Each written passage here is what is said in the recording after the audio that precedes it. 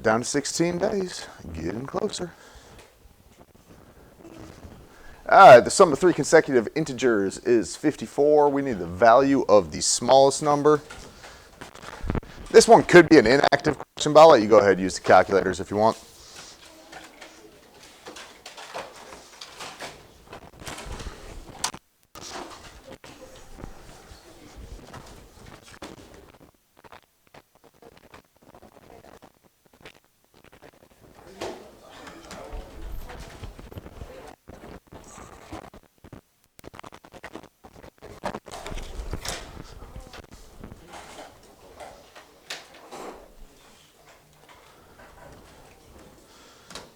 All right, who's got it? Brian? 17 is correct.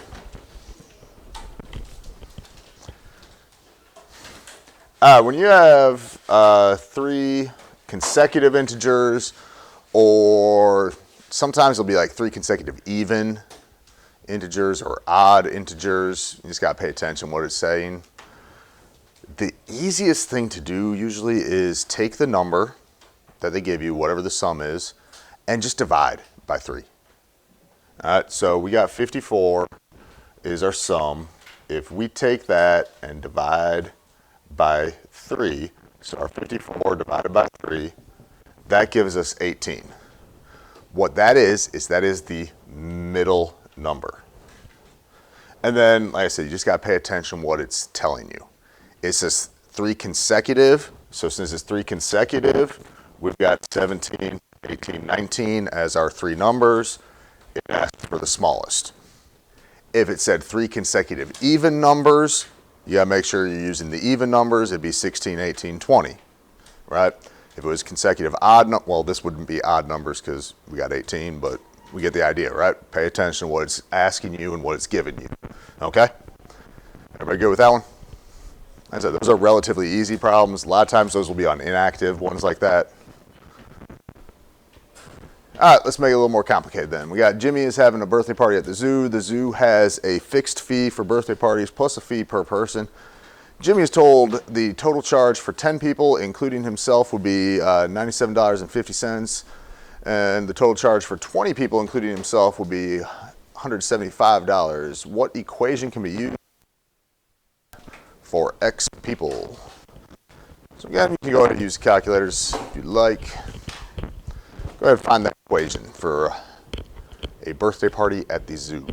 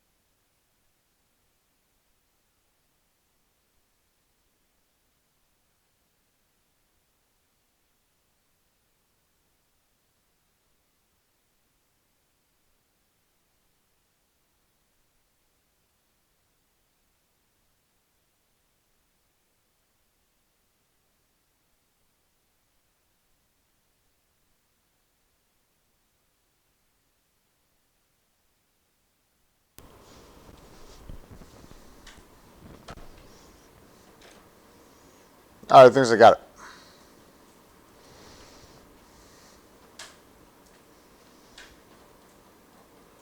Aiden?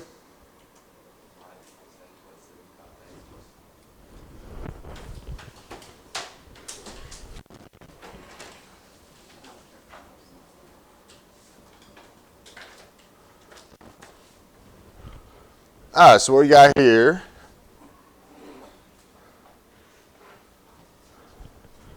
is you got some X values, you got some Y values. X people, so we got 10 people, right? Tells us X people, 10 people, and we got 20 people. So our two X values are 10 and 20. Cost Y, cost and cost. So we got $97.50 and $175. So with a calculator, you go to Desmos, you make your table, looking for a linear function, so you can do your y1, the squiggle line mx1 plus b, and get the equation that way. You could also, on the yellow calculators, use L1, L2, go over to calc and get linreg, and that'll give you a linear function that way. Other option, you can do change in y over change in x if you're doing without a calculator. So you're changing y going from 97.50 to 175 is going up by 77.50. Change in x is going up by 10. So if you do 77.50 over 10, that gives you 775. Then to get your y-intercept, you would do y minus mx. So if you do y value, I'm going to do the second one because it doesn't have a decimal. So 175 minus, our slope was 775 times x value of 20. If we do that math, we're going to get 20, which was our y-intercept. Any questions on that one? So that one there, that's for any question, any function.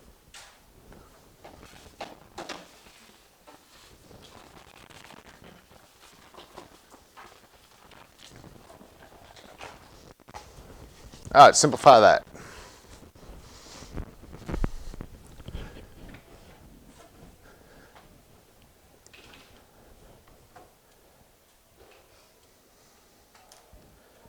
If you remember what to do from back before Christmas, this one's not that bad.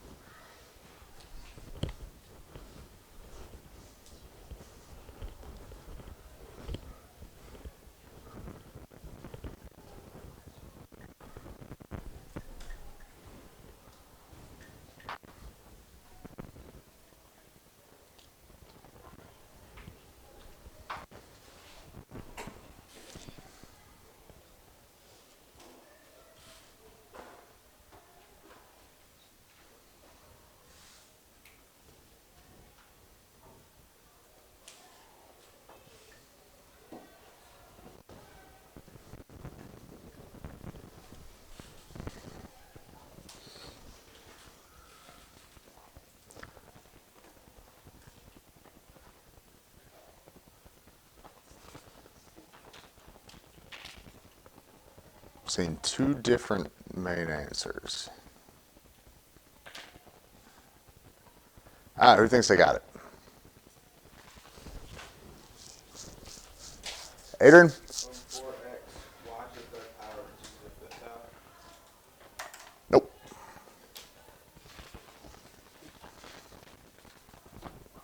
3x and y to the third power, z pusher. All right, so the first thing I'm going to do, I'm going to go ahead and flip my negatives, okay? If I've got a negative, we're going to flip where they're at. I'm going to do that first before I do anything else. I just think that's the easiest part to start with. So 6x to the fourth, the y to the fifth goes to the top, z to the third, z to the second, 2, x to the third stays on the bottom, y to the second went to the top. There's no more z's down there on the bottom. All right, so everybody good with that part? All I did is flipped the negatives from where they were at, okay?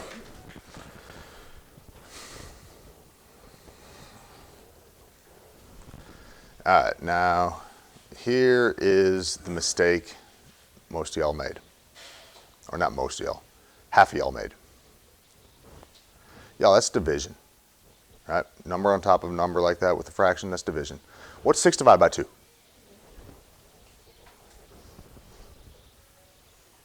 Exponents.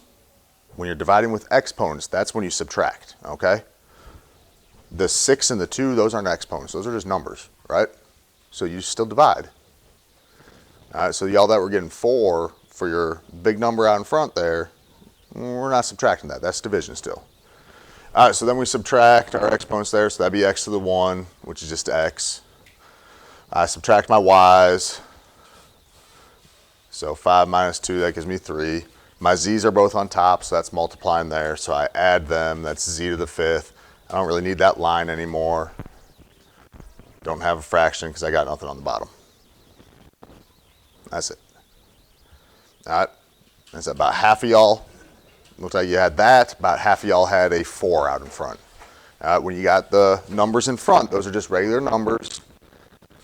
You divide like you would normally, or simplify it like you would normally with a fraction. Okay? Everybody go with that? Any questions?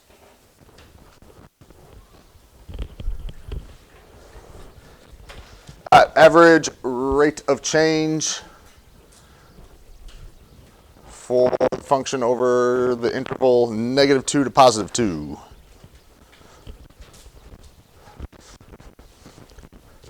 This is one thing that consistently have usually at least 1, maybe 2 questions on there.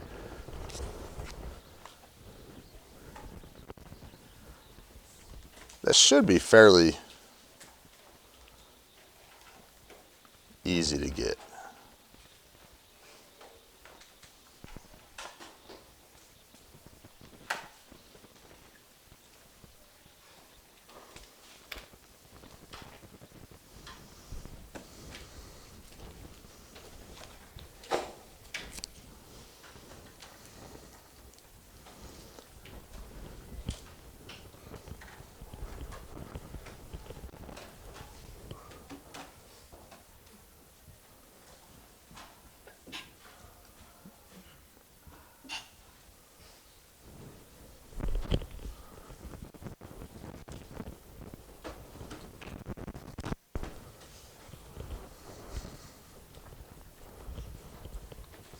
All right, who's got it?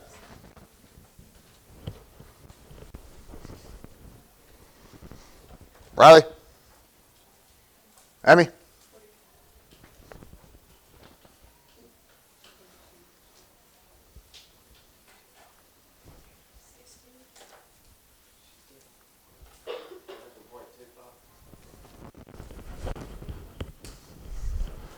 All right, so we got 3. We got 48.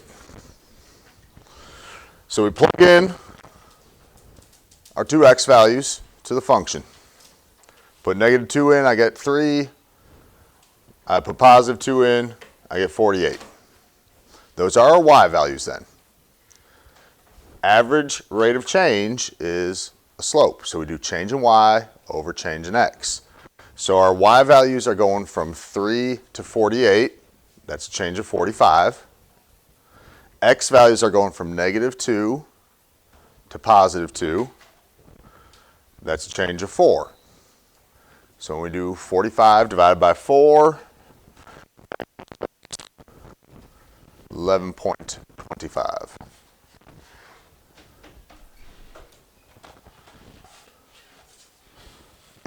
Any questions on that one?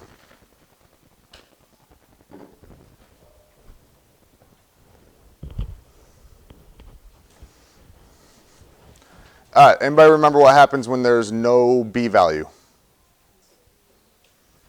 B value is 0, so when we have our x, we're looking for something that would add to 0, right? So if we're multiplying to something, in this case, -169, what would have to multiply to a number but add to 0? Itself, like an opposite of itself, right? So you got to find the number that multiplies by itself to equal that number. So what number times itself equals 169? 13.